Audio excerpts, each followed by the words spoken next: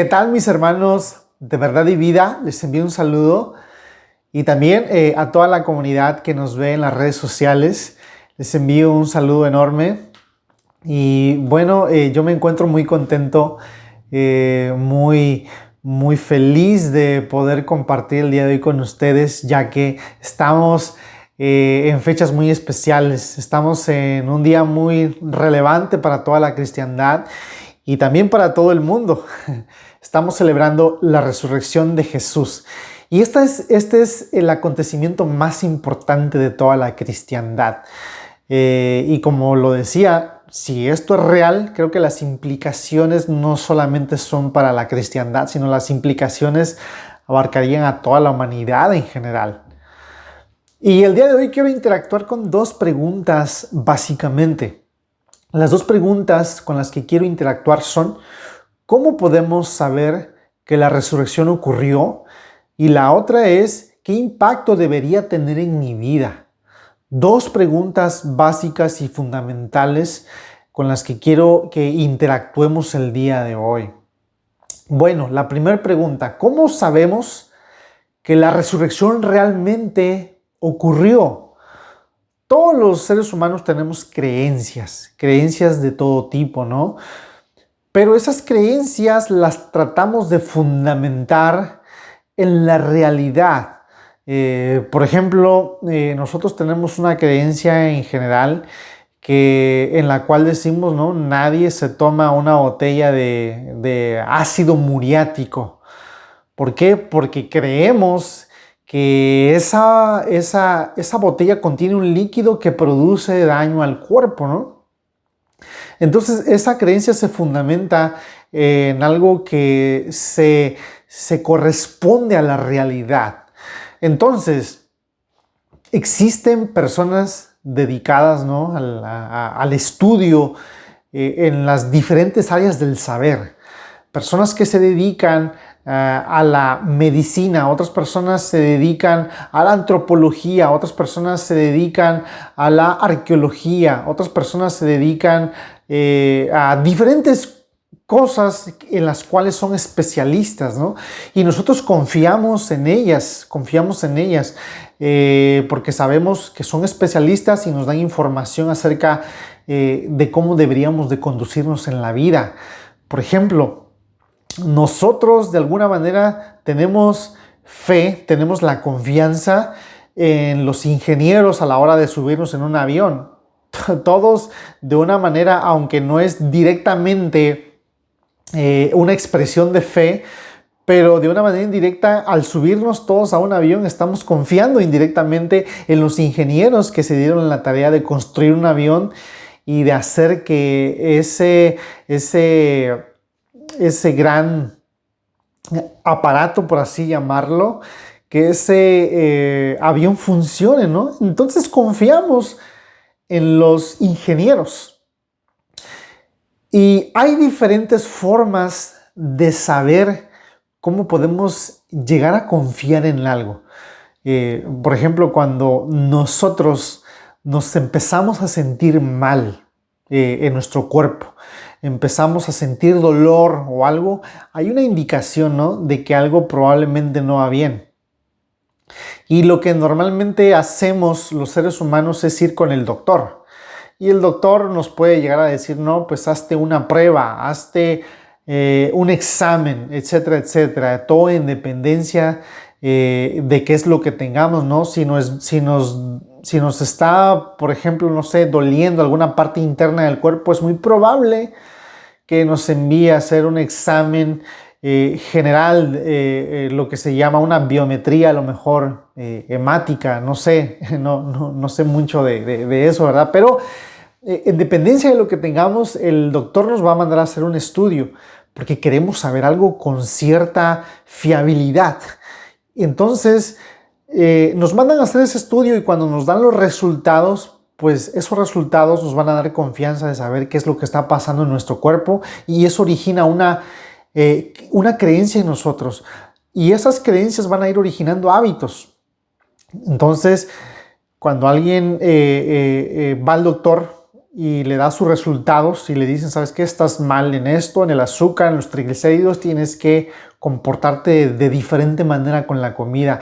Bueno, pues esa realidad, por así decirlo, es la que va a tener un impacto en nosotros, pero porque hemos recibido una información que se puede confiar en ella y que no nos está mintiendo, ¿no? Eso sucede entonces en la área de la medicina, en la área médica. Sin embargo, estos criterios no se pueden aplicar de la misma manera cuando hablamos, por ejemplo, de cómo podemos conocer el pasado. Cuando queremos acercarnos al campo de los sucesos pasados, por ejemplo, quién conquistó América, en qué año sucedió, existió verdaderamente Sócrates, Platón, Aristóteles, los grandes filósofos del periodo clásico. ¿Existieron realmente? Bueno, no podemos realizar las mismas medidas o los mismos parámetros para saber si podemos confiar en que ellos verdaderamente existieron. No podemos utilizar los mismos parámetros que le aplicamos cuando alguien se siente mal y queremos determinar con un grado de certeza qué es lo que tiene dicha persona. No son otros métodos. Entonces la ciencia tiene diferentes métodos y la ciencia, digo aquí, utilizándola en un sentido amplio. Las ciencias historiográficas entonces nos van a ayudar a determinar para saber si algo ocurrió en el pasado o no. Cristóbal Colón, entonces, por ejemplo, si quisiéramos saber de su existencia, tenemos que aplicar ciertos parámetros que nos van a ayudar a determinar si verdaderamente existió o no. ¿Cómo sabemos que Platón existió? ¿Cómo sabemos que Sócrates existió? Bueno, Sócrates, por ejemplo, cuando hablamos de este personaje, estamos hablando de una persona que existió aproximadamente 600 años antes del nacimiento de Jesucristo. Y Sócrates, al parecer, no escribió nada, no dejó ningún escrito, no dejó algo en lo cual él dijera, estoy comunicándome con ustedes para decirles que tal o X cosa. No, Sócrates no dejó nada por escrito. El que sí lo hizo fue Platón. Y hubieron otras personas que documentaron cosas acerca de Sócrates, pero el que más escribió acerca de Sócrates fue Platón. En todas sus obras él escribió a modo de diálogos acerca de su maestro, porque Sócrates fue el maestro de Platón. Platón fue un discípulo de Sócrates.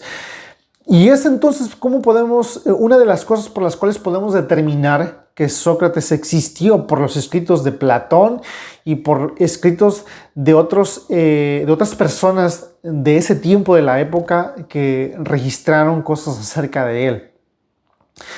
Entonces, esto lo podemos determinar con cierto grado de certeza, ¿no? Y algo similar ocurre con la resurrección de Jesús. Lo que ocurre con la resurrección de Jesús es que aplicamos métodos historiográficos para determinar si un acontecimiento sucedió o no. Ahora, cuando hablamos de la resurrección de Jesús, estamos hablando de un acontecimiento que podríamos llamarlo sobrenatural, que va más allá de lo natural. Por ejemplo, nosotros vemos que normalmente cuando las personas mueren, no vuelven a la vida. Entonces aquí estamos hablando de un acontecimiento que puede causar dificultad principalmente en los escépticos, en los que solamente se basan en un método naturalista para llegar a explicaciones de la realidad. Entonces, ¿cómo podemos llegar a determinar que Jesucristo existió, que Jesucristo resucitó más bien? Bueno, hay documentaciones para poder llegar a tener un acercamiento si hay un mundo más allá de la realidad que percibimos, más allá del mundo material. Primero creo que tenemos que establecer si esto es posible, si hay algo más allá de la realidad. Y bueno, yo aquí puedo mencionar muchísimas cosas, pero solamente voy a mencionar una. Por ejemplo, el doctor Gary Habermas es un especialista en el tema de la resurrección de Jesús y también tiene algunos escritos donde él ha documentado experiencias cercanas a la muerte. Él tiene, por ejemplo, un video en YouTube, está en inglés, Near Death Experiences and the Resurrection. Es un video que está en YouTube, ustedes lo pueden ver, experiencias cercanas a la muerte en español. Pero él hace un análisis de experiencias de personas que al parecer fueron clínicamente declaradas muertas, pero que en el transcurso de algunos minutos regresaron a la vida, ¿no? Y bueno, ¿cómo están seguros de eso? O cómo el doctor Gary Habermas puede asegurar que una persona falleció y volvió a la vida? Estas experiencias son denominadas experiencias cercanas a la muerte. Y por ejemplo, hubo un caso en el cual una persona fue declarada clínicamente muerta, pero unos minutos después esta persona, al parecer, revivió, por así decirlo, ¿no? Y los médicos pues se quedaron así como, ¿qué pasó? No sabemos lo que pasó. Hay muchas cosas que la ciencia no puede todavía responder. Entonces, los médicos pues empezaron a cuestionar a esta persona, ¿qué pasó? Y esta persona dijo, lo que me pasó fue que yo me vi salir de mi cuerpo y yo vi que salía de este hospital e inclusive arriba del techo vi un tenis de color tal. Estoy tratando de hacer unos cambios, no estoy siendo verdaderamente exacto con lo que, pero es lo de menos el color del tenis, ¿no? El punto es que esta persona dijo, vi un tenis arriba del techo. Y los doctores dijeron, bueno, ¿será esto verdaderamente real? Pues, y se suben al techo para comprobar si lo que esta persona está diciendo es real. Se suben al techo y verdaderamente hay un tenis del color que el paciente describió. ¿Cómo es esto posible? Y bueno, el doctor Gary Habermas no presenta un solo caso. Él documenta alrededor de 300 casos que son casos confirmados, casos que son confirmados en este sentido, de personas que al parecer fueron declaradas muertas, tuvieron una experiencia cercana a la muerte y vieron cierto acontecimiento que luego, al verificarlo en la realidad, verdaderamente algo ocurrió, ¿no? Hay muchos casos así, como por ejemplo el caso de otra señora que dijo, yo al parecer también me vi que salí de mi cuerpo y allá afuera del hospital vi un accidente de un choque de carros. Y después los médicos se dieron a la tarea de buscar si verdaderamente esto había ocurrido. Y verdaderamente, a la hora que esta persona fue declarada muerta, hubo un accidente afuera del hospital. Y esta persona, sin saber, se lo dijo a los médicos. ¿Cómo explicas eso? Entonces, el doctor Gary Habermas ha documentado este tipo de experiencias cercanas a la muerte y eso ya nos da cierto criterio para hablar de que el mundo material en el que vivimos no es todo lo que existe. Ya nos da una posibilidad de que lo que vemos en la realidad material no es lo único que hay. Hay algo más allá que no nos es posible aplicar los métodos convencionales de la ciencia, pero hasta cierto punto podemos llegar a verificar ciertas cosas, ¿no? Este punto nos va a ayudar a decir que por lo menos la realidad material no es lo único que existe y lo podemos afirmar con cierta plausibilidad. Ahora, entonces el punto Jesús resucitó de los muertos, afirmamos que Jesús murió durante 3 días y resucitó. Estamos hablando de un caso algo similar, no es igual, pero es algo similar. ¿Cómo podemos estar seguros de eso? Bueno, aquí la historiografía nos va a ayudar a determinar si este suceso ocurrió o no. No nos va a ayudar a determinarlo de una manera certera, pero sí nos va a ayudar a tener una confianza en el hecho de si Jesús resucitó o no resucitó. Y cuando aplicamos los métodos de la historiografía, nos va a dar cierta confianza. Por ejemplo, testimonios. Los testimonios es algo importante a la hora de determinar si algo ocurrió o no en el pasado. Cuando, por ejemplo, asesinan a una persona. Cuando asesinan a una persona, los detectives hagan la tarea de entrevistar a personas. ¿Quiénes eran sus amigos? ¿Quiénes eran los más cercanos? ¿Quién pudo haber sido el homicida? ¿Quién pudo haberlo planeado intelectualmente? ¿Con qué objetos se le quitó la vida a esa persona? Etcétera, etcétera. Pero las personas, los detectives, entrevistan a muchas personas, ¿no? Y sucede lo mismo cuando aplicas criterios, estos mismos criterios a la resurrección de Jesús. Preguntas cómo murió Jesús, que estuvo verdaderamente muerto. A ver, ¿qué testigos oculares hay? Hubo testigos oculares y nos vamos a dar cuenta de que testigos oculares hubieron muchos. Tenemos los 12 apóstoles de Jesús, los cuales vieron a Jesús muerto y después lo vieron resucitado, menos Judas. Me refiero a 12 dado que también lo pudo experimentar el apóstol Pablo. Tenemos información, tenemos evidencia de que Pablo fue uno de los que vio a Jesús resucitado, ¿no? Y no voy a entrar en tanto detalle con la vida de Pablo, pero lo que podemos decir es que tenemos testigos oculares que nos ayudan a ver si un evento ocurrió en el pasado. Bueno, tú puedes decir, bueno, pero ¿cómo estamos seguros de que estas personas no nos estaban mintiendo? A lo mejor nos estaban mintiendo, las personas mienten, ¿no? Bueno, otro criterio de historiografía que se aplica es que deben de haber testimonios independientes.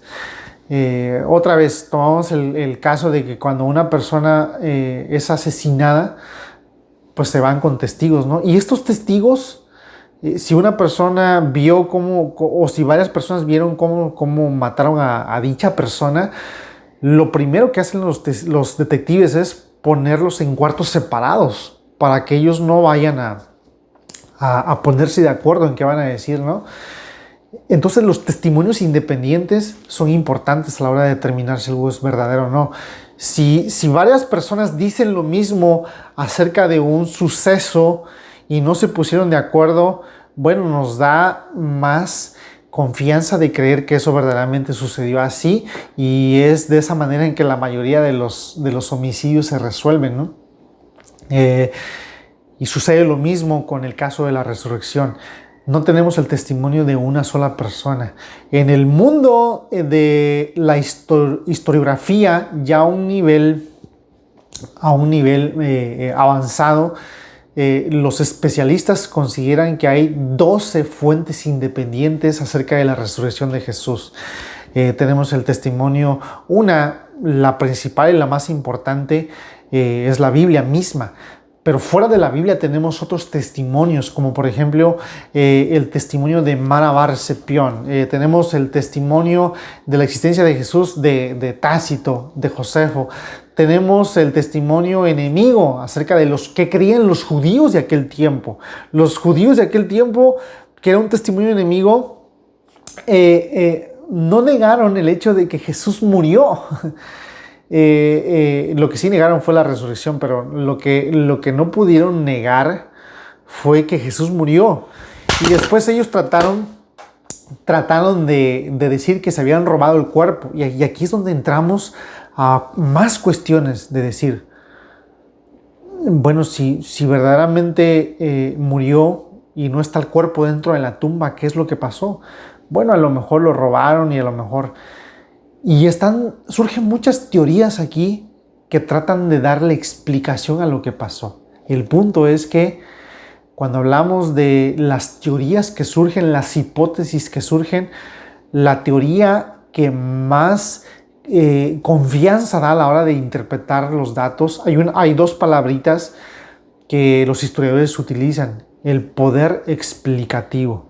El poder explicativo nos dice que un suceso debe de ser lo suficientemente poderoso para explicar un determinado suceso en base o con base a las evidencias. Y la resurrección de Jesús es lo que más le da sentido a todos los pedazos para armar el rompecabezas. No estoy entrando a profundidad en todos estos sucesos, no es mi intención. Pero una vez que hemos establecido con cierta certeza de que Jesús resucitó, tomando en cuenta la historiografía, tomando en cuenta las experiencias cercanas a la muerte, tomando en cuenta que hay algo más allá del mundo material, ahora, ¿qué impacto debe de tener eso en nuestras vidas, no? El impacto creo que debe de tener en nuestras vidas debería ser de un modo directo, consistente. ¿A qué me refiero con esto, no? Otra vez volvemos al ejemplo de que nadie en su sano juicio se va a tomar una botella de ácido cianhídrico, de ácido, no sé, inclusive, no vamos a ir tan lejos, nadie en su sano juicio se toma una botella de cloro, de fabuloso. Nadie en su sano juicio, porque sabemos que eso, tenemos la creencia de que eso produce un daño al cuerpo. Por lo tanto, eso va a originar cierta conducta en nuestra vida, ¿no? Y así sucede con los alimentos. Con los alimentos sucede que nosotros nos alimentamos porque tenemos la creencia que los alimentos tienen nutrientes que van a aportar